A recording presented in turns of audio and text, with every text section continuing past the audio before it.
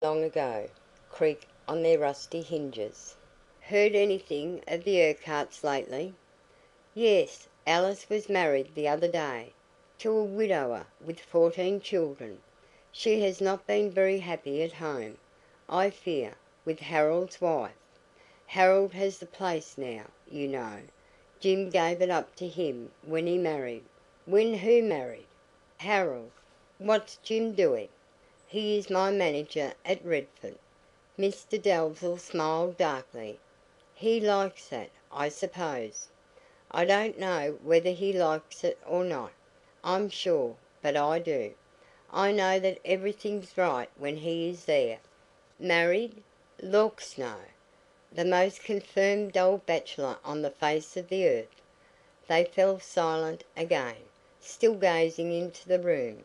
Deb lay back and fanned herself. Claude leaned forward and nursed his knee.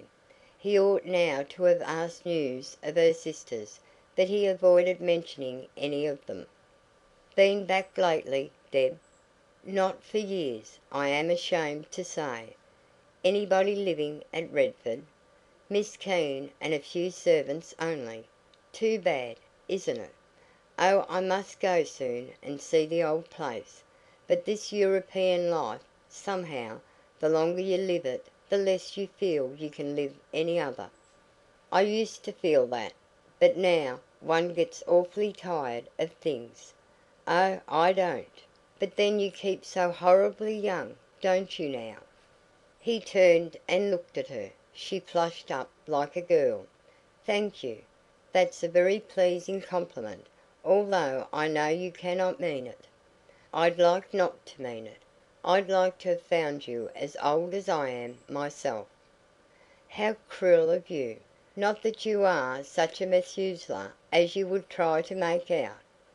"There are not 5 years between us," he broke in sharply. "I know." Back went memory in a flash, to a succession of childish birthdays, their love tokens and festive celebrations. His was in November, and his party was usually a picnic. Hers was in May, and was kept in the house, with big fires and a tea table crowned with a 3-tiered ice cake, and blind man's buff, and turn the trencher in the evening. She recalled wild contests with an imperious little boy, who could never conquer her except by stooping to it, and the self-conscious silliness of their behaviour to each other when they grew from children into boy and girl. "Not much fun in birthdays now, Deb," he seemed to comment on her thoughts. "Oh, well," she sighed vaguely. And at that instant the music stopped. Someone gave the signal to retire from the ballroom bedwards.